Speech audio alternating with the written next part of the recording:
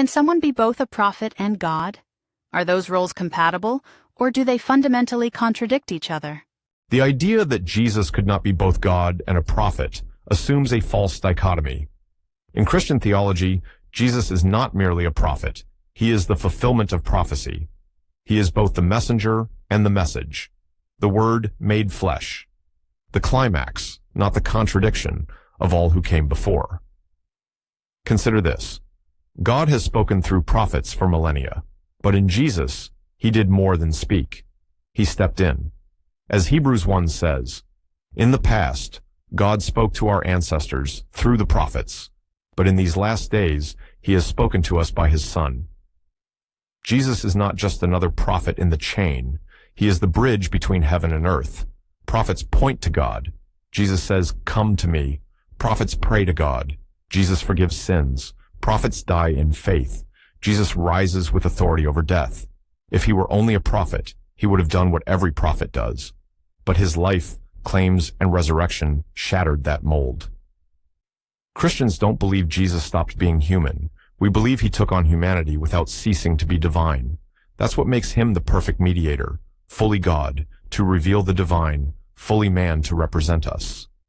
If God is powerful enough to speak through fire or part a sea, why is it unthinkable that he could enter his own creation? The question isn't whether Jesus could be both prophet and divine. The question is whether his life, words, and resurrection leave any other possibility.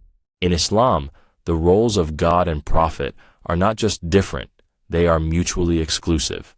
A prophet is one who is sent. God is the one who sends. A prophet prays, submits, obeys. God commands, answers, and is never in need.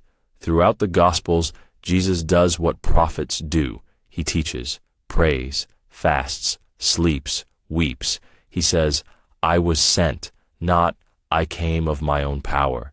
He says, "The Father is greater than I." He denies knowing the hour, which only God knows. These are not the words of a divine being. They are the words of a man chosen by God. Christianity tries to resolve this tension by saying Jesus is both fully God and fully man. But this creates theological confusion. Can God be born, learn, suffer, die?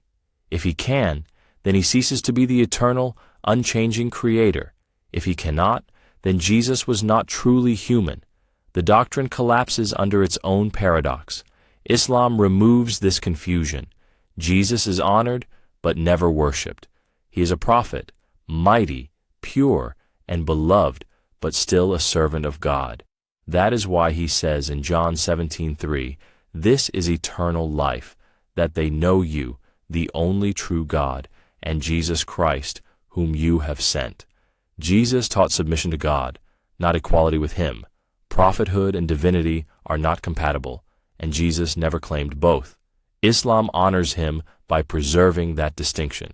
That was just one chapter in a much bigger question. Elias and Kareem go deeper in the full debate, from miracles and the crucifixion to the Trinity, prophethood, and the second coming. Tap the link on your screen now to watch the full debate. Is Jesus the Son of God or a prophet? Christianity versus Islam.